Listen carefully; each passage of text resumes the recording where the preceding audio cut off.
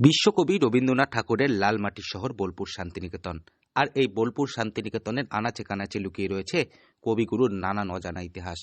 অনেকের কাছেই তা জানা, আবার অনেকের কাছেই তা অজানা হয়ে রয়েছে। তবে বোলপুর তো অনেকবার ঘুরতে এসেছেন, কিন্তু কোনোদিন কি ঘুরে দেখেছেন কালোর চায়ের দোকান? চায়ের দোকান নাম শুনে অবশ্য মনে হতেই পারে চায়ের দোকান, সে আবার দেখার কি রয়েছে। তবে এই চায়ের দোকানের মধ্যে লুকিয়ে রয়েছে নানান অজানা ইতিহাস। শান্তিনিকেতনের রতনপল্লীর বেশ ভেতর দিকে অবস্থিত কালোর দোকান। সকালে এবং রাত্রে নিয়ম করে রোজ এই দোকানে চা বিক্রি হতো এক সময়। চা বলতে শুধু লিকার চা, আর ক্রেতাদের চাহিদা অনুযায়ী মাঝে মাঝে লেবু চা। কয়েকটি বেঞ্চ আর টেবিল না থাকলে অবশ্য চায়ের দোকান বলে ঠাউর করা যেত না, কারণ সেখানে রয়েছে বসবাসযোগ্য দুটি ঘর, যদিও সেখানে কেউ বসবাস করে না। দীর্ঘদিনের পুরনো বলে ঘরগুলিতে এখন জীর্ণতার ছাপ লক্ষ্য করা যায় চারিদিকে।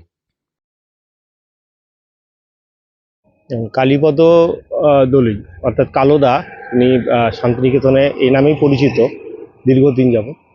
আমি আমার সম্পর্কে উনি ঠাকুরদা হন, ঠিক আছে। এবং এই যে কালোর দোকান নিয়ে নতুন করে পরিচয় দেওয়ার কিচ্ছু নেই। কালোর দোকানকে সবাই চেনে পশ্চিমবঙ্গে এবং ভারতবর্ষের বাইরেও। কালোর দোকান শান্তিনিকেতন তথা আশ্রমের একটা অংশ।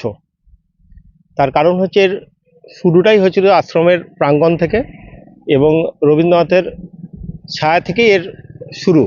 তো সেই জায়গায় দাঁড়িয়ে কালোর দোকান প্রায় 100 বছর অতিক্রম করেছে, এবং আজকে বিভিন্ন কারণে কালোর দোকান প্রায় ধ্বংসের মুখে চলে গেছে, এবং এই মুহূর্তে দাঁড়িয়ে এটাই কি বন্ধ অবস্থাতেই আছে। কিন্তু দুটি ঘরের মধ্যে প্রবীণতার নানাবিধ বৈচিত্র্য বিদ্যমান। রবি ঠাকুরের প্রিয় এই কালোর দোকান। কালোর উদ্দেশ্যে কবিগুরু রবীন্দ্রনাথ ঠাকুর কবিতাও লিখেছিলেন। জানা যায় 1918 সালে কালোর দোকান যাত্রা শুরু করেছিল শান্তিনিকেতন আশ্রমে। ওই আশ্রমে কবিগুরুর বৈঠকে চা সরবরাহ করতেন কালীপদ দলুই ওরফে কালু। রবি ঠাকুরের নির্দেশেই তিনি আশ্রমের মধ্যেই খোলেন চায়ের দোকান। দেশ বিদেশ থেকে কবিগুরুর কাছে আগত বিশিষ্ট গুণীজনদের কালোর দোকান সত্যি একটা আশ্রমিকদের কাছে এবং পুরনো যারা ছাত্রছাত্রী এখানে পড়াশোনা করে গেছে তাদের কাছে একটা ভীষণ আদরের জায়গা এবং সেই ভালোবাসার জায়গা। তো সেই প্রতিষ্ঠানটা যে ঘরের চাল ছিল একদম খুবই খারাপ অবস্থা। তো যেহেতু এটা শান্তিনিকেতনের লাগোয়া, এইরকম শান্তিনিকেতনের ভিতরে অনেকবারই নষ্ট হয়ে যাচ্ছে, রাস্তাঘাট খুবই খারাপ অবস্থা।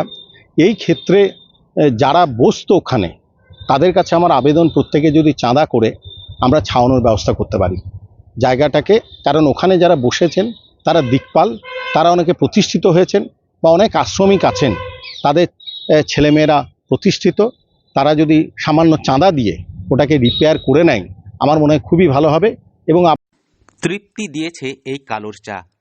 রামকিঙ্কর বেচ, নন্দলাল বসু প্রমুখেরা ছিলেন কালীপদবাবুর নিয়মিত খদ্দের। 1940 সালে শান্তিনিকেতন এসেছিলেন মহাত্মা গান্ধী। সেই সময় অতিথেয়তা রক্ষার্থে জাতির জনককে এই কালোর দোকানে চা খাইয়েছিলেন কবিগুরু রবীন্দ্রনাথ ঠাকুর। সেই সময়ের ছবি এখনো ফ্রেমবন্দি হয়ে রয়েছে কালোর দোকানের একটি ঘরে। বীরভূম থেকে সৌভিক ডায়েরি রিপোর্ট, লোকাল 18 বাংলা।